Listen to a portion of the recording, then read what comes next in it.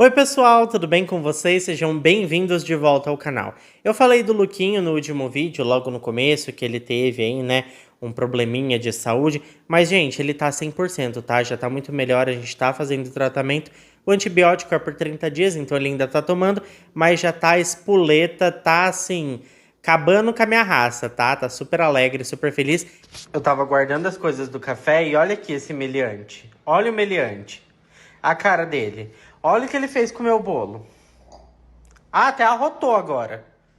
Você não tem vergonha, não? Vou ter que jogar o resto do bolo fora, gente. Porque assim, 1 minuto de descuido... Olha isso aqui. Olha aqui. Que é isso? Olha lá a cara dele. Ele sabe o que ele fez. Você comeu meu bolo, Luke. Você comeu meu bolo. Meu Deus. Ó, esse bobear ainda come de novo, não? Ele foi tomar banho agora, por isso que eu não vou mostrar ele aqui pra vocês, mas num próximo vídeo eu prometo que eu mostro. Eu vou ver, inclusive, se eu faço um vídeo alertando o pessoal sobre essa doença do carrapato, que é algo horrível que atinge os cachorros. Vou ver se eu consigo gravar essa semana ainda e eu coloco aqui no canal, porque eu acho que esse tipo de conteúdo acaba sendo de utilidade pública, porque hoje em dia quase todo mundo tem pet e às vezes a pessoa vê o cachorrinho passando mal e não imagina o que pode estar acontecendo. Muito obrigado a todo mundo que desejou melhoras pro Luke. Eu e ele sentimos o carinho de vocês de longe, vocês realmente são incríveis. Como eu sempre digo, meus chuchuzinhos. Bom, antes de começar o caso de hoje, eu vou pedir que se você tá chegando por aqui agora e ainda não é inscrito no canal, já se inscreve e ativa o sininho para não perder as notificações, porque assim todas as vezes que eu publicar um vídeo novo, o YouTube te avisa e você corre aqui para assistir comigo. Eu te convido também a me seguir nas redes sociais, porque por lá eu tô sempre interagindo com vocês e mostrando o meu dia a dia. E agora sim, gente, vamos pro que interessa e bora pro caso de hoje.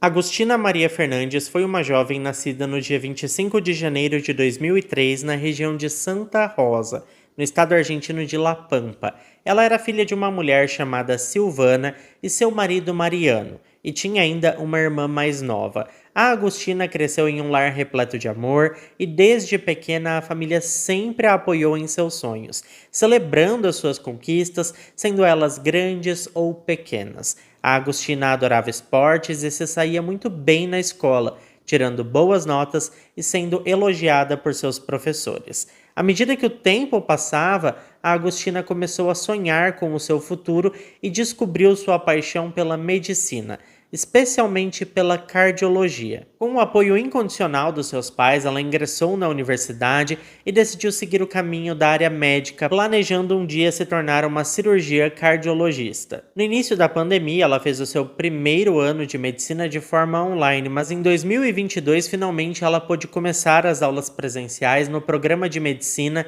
da Universidade Nacional de Rio Negro, que ficava a cerca de 5 horas ou 6 horas da sua cidade natal. Para isso, a Agostina precisou se mudar. Na primeira semana de março de 2022, a sua família a acompanhou na busca por um apartamento e juntos eles encontraram um lugar simples, mas confortável, onde a jovem estudante poderia começar essa nova e emocionante fase da vida.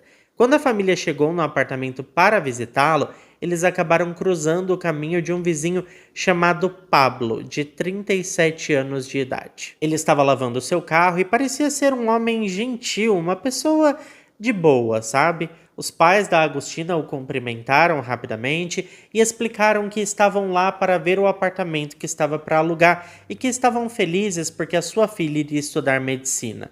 O tal do Pablo explicou que morava no mesmo prédio e que se precisassem de alguma coisa era só avisar, mas o encontro foi breve sem maiores detalhes. Os pais da estudante adoraram o apartamento e, como estava com um preço que cabia no orçamento, eles fecharam rapidamente o contrato. Curiosamente, na última semana de março, quando a Agostina se preparava para mudar, o Pablo se ofereceu para buscá-la no aeroporto. A Silvana, mãe da jovem, achou essa oferta um pouco estranha, já que ele não conhecia muito bem a sua filha, e sugeriu que ela agradecesse, mas dissesse que iria encontrar um meio de transporte por conta própria e que ele não precisaria se preocupar porque ela chegaria em segurança ao apartamento. A família decidiu não aceitar a ajuda do homem naquele momento, a Agostina concordou com isso também e ela se mudou feliz para o novo apartamento. Aquela era a primeira vez que ela moraria sozinha e isso por si só já era um grande desafio. A Agostina sempre esteve muito próxima da sua família e agora dar esse passo era algo que deixava ela tão nervosa e animada ao mesmo tempo. Era uma mistura de sentimentos, sabe? Ela estava prestes a fazer novos amigos, conhecer pessoas novas e começar a universidade de forma presencial. Era um momento especial e a Agostina se sentia muito grata pelo apoio financeiro e emocional dos seus pais, que sempre estiveram ao seu lado durante toda essa jornada. Já totalmente instalada no seu novo lar, a Agostina estava empolgada com as aulas da universidade.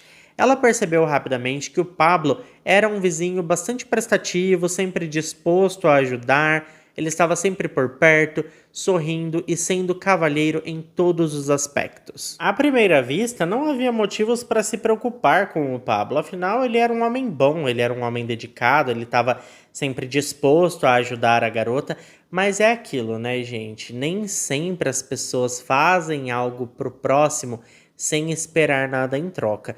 E na verdade, nesse caso, eu acredito sinceramente que o Pablo já tinha segundas intenções desde o primeiro momento em que ele viu a Agostina. Parece que até rolou alguma coisinha entre eles, tá? Mas nada muito sério.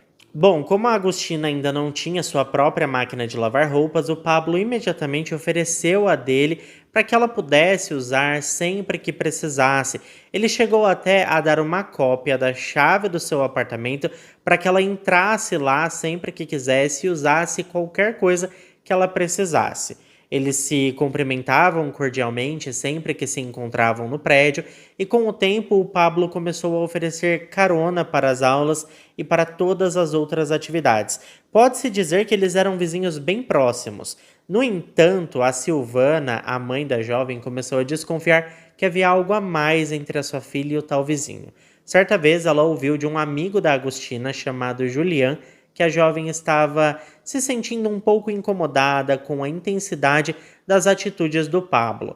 Ele chegou a falar, para vocês terem noção, sobre casamento e até comprou um anel de noivado para ela. E embora a Agostina apenas quisesse ali alguns, como que eu posso dizer, alguns momentos casuais, ela já tinha assim dado ali, né, uns beijos nele, ela não queria nada muito sério e disse que a sua prioridade no momento era a universidade, que ela estava casada com o seu futuro. Mesmo assim, o Pablo falava para as outras pessoas que estava namorando sério com ela e que em breve eles se casariam. A verdade é que a jovem se sentia invadida pela presença dele em sua vida e nunca mencionava o nome do Pablo para ninguém, preferindo chamá-lo de vizinho quando falava sobre ele, na expectativa, na intenção de criar um distanciamento entre os dois. Logo que ela percebeu que ele não estava conseguindo entender que ela não queria nada sério, ela começou a recusar as suas caronas e passou a evitá-lo, na tentativa de fazê-lo perceber que ela tinha mesmo outras prioridades na sua vida e que nenhuma delas o incluía. Bom, o tempo foi passando e em um dia qualquer, enquanto estava em um bar com amigos da faculdade, a Agostina conheceu um rapaz chamado Nathanael, que tinha mais ou menos a sua idade, também estudava, então eles tinham os mesmos interesses. E durante aquela noite eles trocaram olhares e pareciam estar interessados um pelo outro, aquele famoso flerte de barzinho, sabe? O rapaz provavelmente só não se aproximou dela para conversar porque o Pablo acabou aparecendo no bar e ficou tentando puxar papo com a jovem. O Pablo disse que estava passando por ali perto e decidiu entrar, mas a Agostina acreditava que, na verdade, ele estava a seguindo. Bom, depois de alguns minutos ela decidiu ir embora e quando chegou em casa acabou encontrando o perfil do Instagram do Nathanael através de algumas conexões de amigos e de amigos, já que em ambientes universitários meio que todo mundo se conhece. Eles começaram a conversar e foi daí que ela soube que o rapaz era parente do Pablo. Eles eram primos e ele perguntou se o Pablo era namorado dela porque viu quando ele chegou no barzinho e se aproximou da garota. Mas a Agostina respondeu que não, que eles não eram namorados, que ela estava solteira, desimpedida e estava apenas querendo curtir a sua vida. Disse ainda que já tinha avisado Pablo sobre isso e que ele sabia que não tinha chances com ela. O Natanael e a Agostina também descobriram que eram vizinhos. O rapaz morava em um prédio na mesma rua que ela e não havia nada oficial entre eles, mas eles começaram a se ver e houve sim um envolvimento casual, uns beijinhos aqui e outros ali. O Natanael revelou que achava o Pablo muito velho para Agostina, já que ele tinha quase 40 anos de idade e ela tinha acabado de completar 19. Mas a Agostina o lembrou de que não existia nada sério entre os dois. Eles só tiveram alguns momentos quando ela se mudou, porque ele foi um vizinho muito simpático e acabou despertando seu interesse naquele momento por conta de ser um homem muito prestativo mesmo. Ela explicou mais uma vez que já tinha conversado com o Pablo sobre as suas intenções e estava se distanciando dele, tentando fazê-lo entender que ela não queria namorar com ninguém, porque o seu foco era a medicina e a cardiologia, nada além disso. Com o passar dos dias, o Natanael e a Agostina começaram a conversar todos os dias. Ela falava sobre como estava focada nos estudos e eles trocavam detalhes pessoais de suas vidas, curtindo cada momento juntos. Eles tentavam se encontrar sempre que podiam, mas a rotina de estudos da Agostina e o trabalho do Natanael no bar dificultavam o agendamento de encontros, porque ele estudava e trabalhava, ela tinha uma faculdade muito corrida, então era bem difícil eles se encontrarem. Ele explicou que tinha outros irmãos, que as coisas estavam meio difíceis e que por isso ele precisava trabalhar muito quando não estava estudando e por isso não tinha também muito tempo para ficar com a jovem. Com isso, nós chegamos no dia 2 de julho de 2022, um sábado. Eles combinaram de se encontrar no apartamento da Agostina à tarde, por volta das 15 horas. Eles passaram um tempo juntos e, em um momento de intimidade, namoraram como se não houvesse o amanhã. Foi uma loucura total, gente. Eles passaram a tarde inteira, né? Vocês sabem fazendo o quê. Bom, no meio ali do bem bom, o celular da jovem apitou e era uma mensagem do Pablo. Mas além de não responder, ela silenciou o alerta de mensagens para não ser mais incomodada. Afinal, ela estava ali se divertindo. Eles tomaram banho juntos, beberam alguma coisa e a jovem pediu para que ele ficasse e passasse a noite com ela, mas o rapaz explicou que estava na escala daquela noite e teria que trabalhar, mas prometeu que voltaria por volta das 3 ou 4 da manhã quando o bar fechasse. E assim ficou combinado, tudo certo. O Natanael cumpriu sua promessa e voltou por volta das 3 horas da manhã, mas para sua surpresa a Agostina não abriu a porta, isso porque ela estava no hospital e nesse momento lutando por sua vida. O que aconteceu foi que durante o momento de intimidade intenso ali do casal, né, o Pablo ouviu os sons através da parede e isso despertou nele um sentimento de ciúmes e de raiva. Ele gostava da Agostina e desejava algo sério com ela, mas ao ouvir os dois, naquele momento, algo violento despertou nele. Ele decidiu se vingar e elaborou um plano. O Pablo educadamente convidou a Agostina para jantar em seu apartamento. Ele disse que entendia que ela não queria nada sério com ele, mas queria jantar e dar um final naquele capítulo em suas vidas. Ele gostava dela e queria que fossem amigos. Afinal, eles eram vizinhos ali, basicamente de porta, e tinham que manter uma boa vizinhança. E como prova disso, ele faria um jantar de amigos. A Agostina concordou e até enviou uma mensagem para uma amiga revelando que estava aliviada porque tudo estava enfim esclarecido e as coisas estavam se encaixando. O que aconteceu é que no meio do jantar o Pablo mentiu dizendo que precisava fazer uma pequena coisinha antes. A Agostina confiou nele e ficou esperando enquanto ele deu uma saidinha. Provavelmente ela achou que ele iria buscar alguma bebida ou algo do tipo. Entretanto, ele pulou o muro dos fundos do prédio usando uma escada e entrou de volta em seu apartamento pelos fundos, sem que ela o visse. E então, por volta das 19 horas e 30 minutos, o Pablo atacou a Agostina de forma brutal. Ela tentou se defender, mas ele a feriu gravemente, causando fraturas em sua mão e desferindo golpes violentos em sua cabeça até deixá-la inconsciente. Após o ataque, o Pablo tentou encobrir as suas ações, fazendo parecer que tudo não passava de um assalto, bagunçando o apartamento e levando alguns itens da vítima, além de algumas coisas dele mesmo, afinal tudo aconteceu no seu apartamento. Em seguida, ele criou um álibi sendo visto em várias câmeras de segurança enquanto ia ao mercadinho. Quando se sentiu seguro, ele voltou para casa e fingiu ficar chocado ao encontrar a Agostina caída no chão. Ele ligou para a emergência pedindo ajuda e alegou que tinha dado uma saidinha para ir ao mercado e que ao voltar a encontrou em estado crítico e simplesmente não sabia o que fazer. O Pablo então ligou para a mãe da estudante, a Silvana, dizendo que a sua filha Agostina tinha sido atacada por assaltantes e que ela estava sendo levada para o hospital. A Silvana correu para o hospital e ao ver a sua filha não conseguiu conter as lágrimas.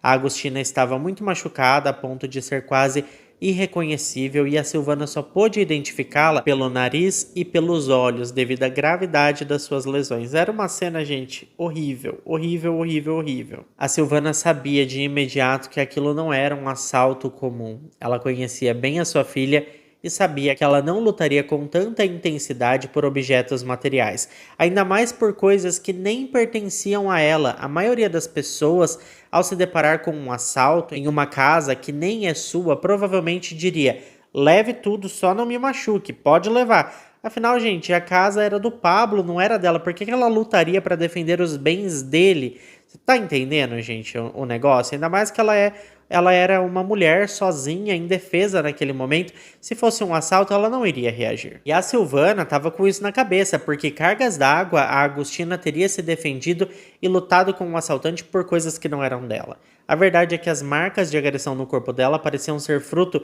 de uma fúria descontrolada. A Silvana não conseguia tirar da cabeça a ideia de que o Pablo poderia estar envolvido. Ele sempre foi obcecado por ela e, coincidentemente, a Agostina foi atacada em seu apartamento logo após ele sair. Era muito esquisito, era difícil de entender tudo aquilo e o seu instinto lhe dizia que algo estava muito errado.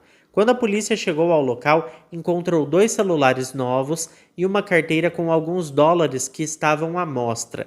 Se fosse mesmo um ladrão, por que ele não teria levado aqueles itens?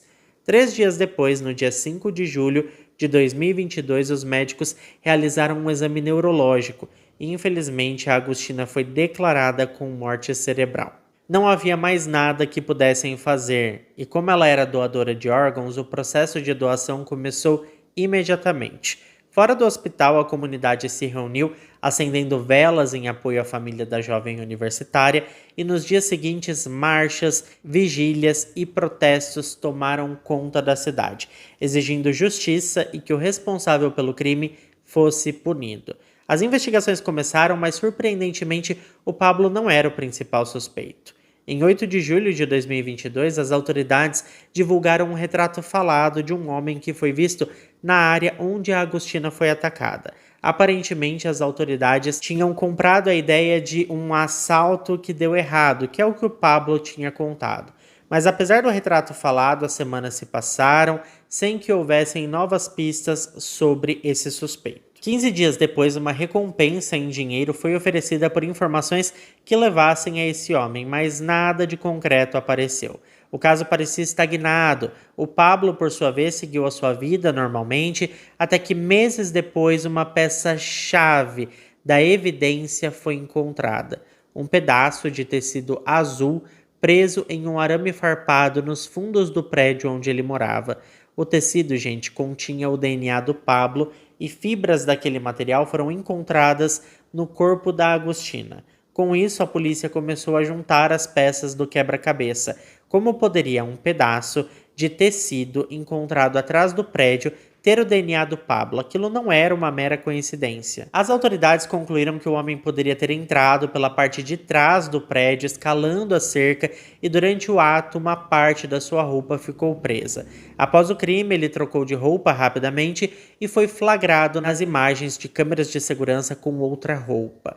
No dia 22 de dezembro de 2022, o Pablo foi preso em seu novo apartamento. Durante a busca, os objetos que ele alegou terem sido roubados no dia em que estava jantando com a Agostina, como os celulares, por exemplo, estavam todos lá em sua nova residência, além do DNA que o ligava ao assassinato. As investigações trouxeram à tona também registros de telefone e atividades nas redes sociais que o implicavam ainda mais. No dia seguinte, o Pablo foi colocado em custódia preventiva por 6 meses, enquanto as investigações continuavam. Ele foi acusado de homicídio qualificado por feminicídio e premeditação, já que houve um relacionamento entre ele e a Agostina, o que tornava o crime ainda mais pessoal. As coisas complicaram para ele, porque lembra que eu disse que ele vivia dizendo para todo mundo que a jovem era sua namorada?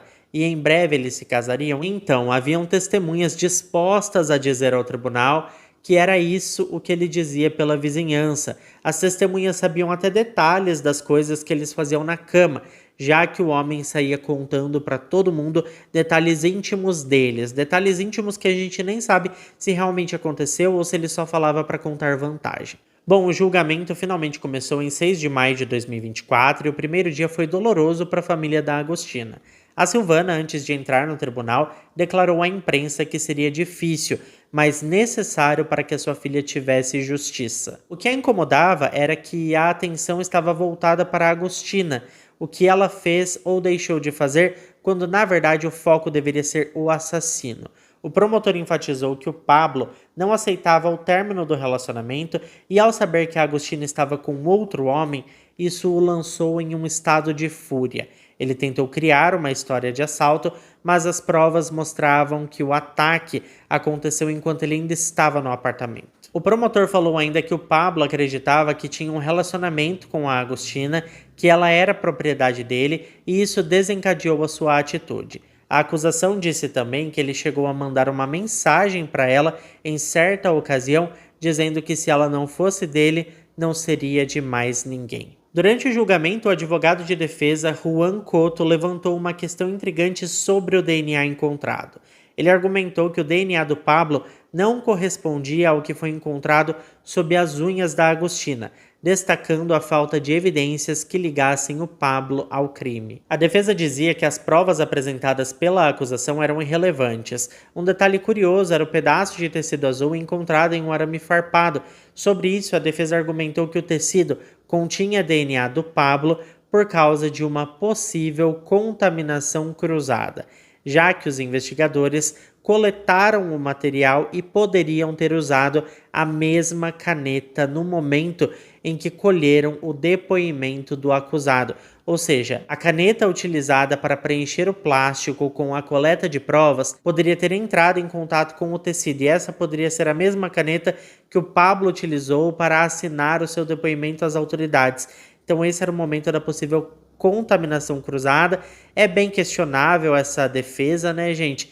E é bem difícil de acreditar. Aliás, por outro lado, a acusação questionava a lógica da defesa, perguntando onde estaria essa terceira pessoa que teria deixado o tecido azul no local. Além disso, o DNA encontrado sob as unhas da Agostina não correspondia mesmo ao Pablo, mas também a nenhum dos investigadores que lidaram com o corpo dela. Então, contaminações cruzadas deveriam ser descartadas deste caso. A defesa protestou, argumentando que a polícia estava pressionada para encontrar um culpado e que estavam tentando incriminar o Pablo sem ter certeza de quem era o verdadeiro culpado. Sobre não ter o DNA do acusado nas unhas da vítima, a promotora chamou um especialista criminal chamado Eduardo, que apoiou os argumentos da acusação, explicando que é comum não encontrar o DNA do agressor na vítima em casos assim. Ele mencionou que existem muitos casos em que o DNA do criminoso não aparece no local do crime, portanto a ausência do DNA do Pablo sob as unhas da Agostina não significava que ele não tivesse cometido o crime. Pelo que eu entendi, o que eles estavam tentando explicar é que, embora não tivesse DNA do Pablo no corpo da Agostina, havia o DNA naquele tecido azul e havia fragmentos daquele tecido azul no corpo da Agostina. Então tinha ali uma triangulação de evidências que acabava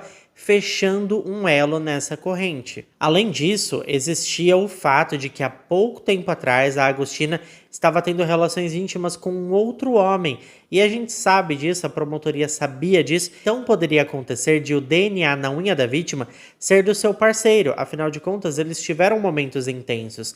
E às vezes acontece, né, gente, um arranhão aqui, um arranhão ali, um fragmento de pele embaixo da unha durante uma relação desse tipo é comum. Então era isso que a promotoria estava tentando apresentar. Sendo assim, a ausência do DNA do Pablo sob as unhas da Agostina, sob o corpo dela, não significava que ele não tinha cometido esse crime, e isso não provava nada. A defesa, por sua vez, insistia que não havia um relacionamento entre o Pablo e a Agostina, alegando que ele não tinha por que ter ciúmes dela. Como prova, eles citaram mensagens dela para as amigas, onde ela o chamava apenas de vizinho ou de amigo.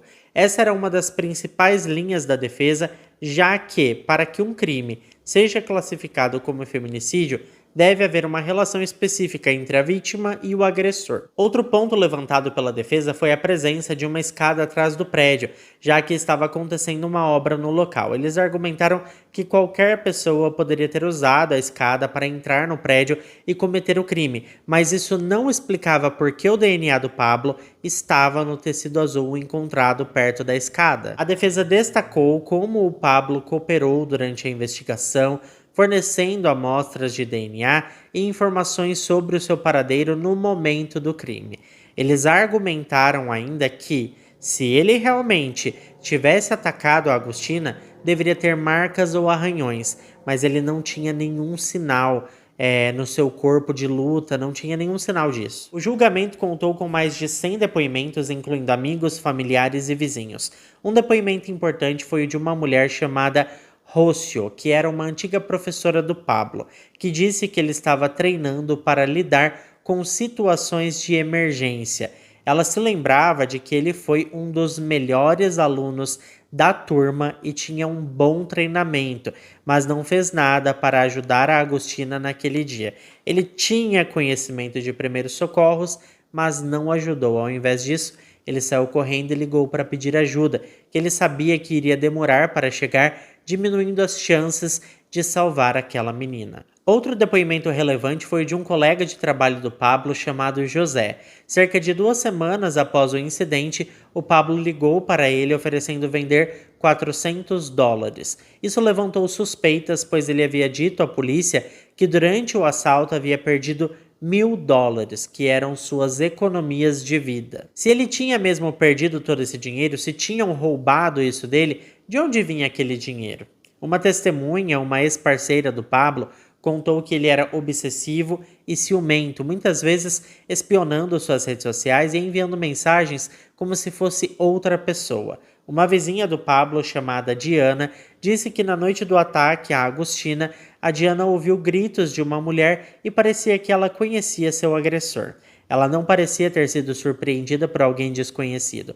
Parecia que ela estava gritando com alguém que ela conhecia. Outro vizinho chamado Ricardo disse que também ouviu os gritos e revelou acreditar que se tivesse sido um assalto, a mulher teria gritado assim que a porta foi aberta, mas ninguém ouviu nenhum barulho de alguém arrombando a porta. No tribunal, o pai do Pablo também foi chamado para depor, mas a sua defesa não ajudou muito. Ele afirmou que o filho era uma boa pessoa e que tinha estado em casa no momento do crime, assegurando que nunca encobriria algo tão horrível. Porém, a promotoria questionou a credibilidade do seu testemunho, apontando problemas passados com a lei, como não pagamento de pensão e processos judiciais falsos. A investigação trouxe à tona uma reconstrução 3D da cena do crime e imagens de drone mostrando como o Pablo teria entrado no apartamento. Fotos dos ferimentos dela também foram apresentados e inclusive causaram grande comoção no tribunal. Era difícil, gente, para todos que estavam lá ver aquelas imagens. Até o Pablo se emocionou diante delas, porque realmente foi algo de partir o coração. Durante todo o julgamento, o Pablo falou muito pouco, disse que sempre cooperou com a investigação, que havia se apresentado à polícia e inclusive fornecido seu DNA, e reafirmou a sua inocência. No dia 15 de maio de 2024, o Pablo Parra, agora com 40 anos de idade, foi considerado culpado de todas as acusações contra ele. Em 7 de junho de 2024, após a decisão unânime do júri, ele recebeu a sentença de prisão perpétua. A defesa, embora respeitasse a decisão, discordou das provas apresentadas e já falava em apelação. A Tina, uma familiar da Agostina, descreveu o processo judicial como cansativo e denunciou tentativas de manipulação de testemunho para proteger o Pablo. Curiosamente, até a prima do Pablo, que era defensora pública, foi investigada por comportamento antiético ao compartilhar informações confidenciais com ele durante a investigação. Ou seja, foi por um triz que esse homem não saiu impune. E agora eu quero saber a sua opinião, então deixa pra mim aqui embaixo nos comentários o que vocês pensam sobre tudo isso. Mais uma vez vou falar aqui sobre o meu cabelo que vocês vivem falando nos comentários. Gente, meu cabelo tá todo natural agora, não tô pintando já tem bastante tempo e ele é dessa cor. Eu sempre acabo usando um tonalizante ou uma coloração um pouco mais intensa para dar uma cor mais vívida para ele. Porque, sinceramente, eu sei que muita gente acha linda essa cor, mas eu acho uma cor meio sem graça, sabe? Mas é isso, né? Antigamente eu escurecia um pouco, eu passava loiro escuro. Se vocês olharem os vídeos antigos do canal, vocês vão ver que eu usava uma coloração loiro escuro, escurecia um pouquinho, e aí depois eu tava clareando ele um pouco, deixando ele um pouco mais ruivo, um pouco mais aceso. E agora tá natural, ó, ele tem uma cor assim, um 7 meio acobreado. Eu falo um 7 porque era cabeleireiro, né, gente? Mas um 7 é tipo assim, um loiro meio acobreado. É mais ou menos essa cor assim, ó.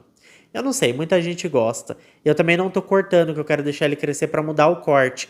Daqui a um tempinho eu vou cortar, mas eu preciso que ele cresça pra eu conseguir mudar o corte. Vocês vão entender depois como que vai ficar. Mas deixa pra mim aqui nos comentários o que vocês acham sobre o caso, o que vocês acham sobre tudo que eu apresentei. Muito obrigado a quem ficou até aqui comigo. Se ficou até aqui, não esquece de deixar o seu like, que ajuda muito na divulgação do canal. Eu fico por aqui, um beijo pra todos vocês e até o próximo vídeo.